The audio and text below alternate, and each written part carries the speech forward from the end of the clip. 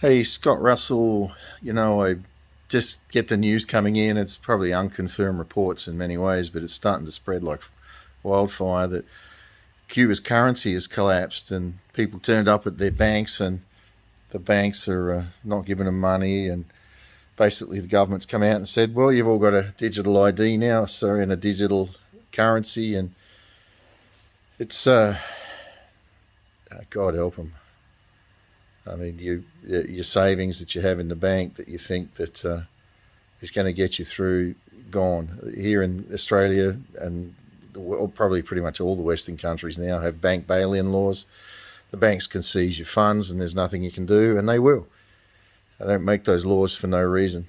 So we're looking at a major collapse in Cuba, and yeah, my heart just goes out to the Cubans, and it's coming to all of us, though. It's coming to the whole world, and they're going to pull the pin at the time they decide to do it. And I think we do well to focus on this, to focus on the bottom line. They are trying to get everybody looking at chemtrails and, COVIDs and just everything and anything they possibly can get you to look at so that you do not pay attention to the fact that you are about to be completely plundered and robbed of every dollar that you've ever owned.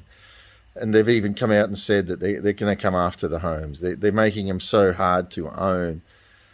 But it's just tragic. And as I've said for, over September 99, January 2000, had visions of currency on the streets in Boston, the US dollar just laying on the ground and nobody picking it up. And the dynamic of what was happening there in that city, and really ultimately God moving, people turning to God in disgust at the God you'd served for so long, or we'd served for so long, and it had failed them, the God of money.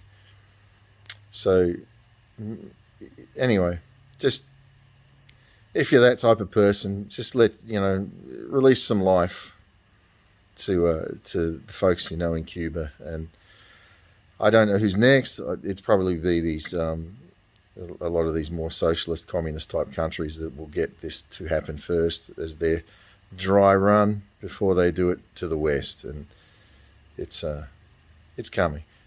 Please be proactive. Be proactive with your finances. It's like the man from Venezuela told me, invest in things, get things that are essential. So if this collapses like in Cuba where they can't get access to their money, look at the video on the Two Free Scott, Ray Dalio talking to them, saying that you'll go to bed one night, wake up in the morning and the banks will be, the ATMs, everything will be frozen, you won't be able to get your cash. So, and then you say, well, I'll store cash, but the trouble is if they crash cash, it's worthless. So get onto something that's going to be credible to keep you.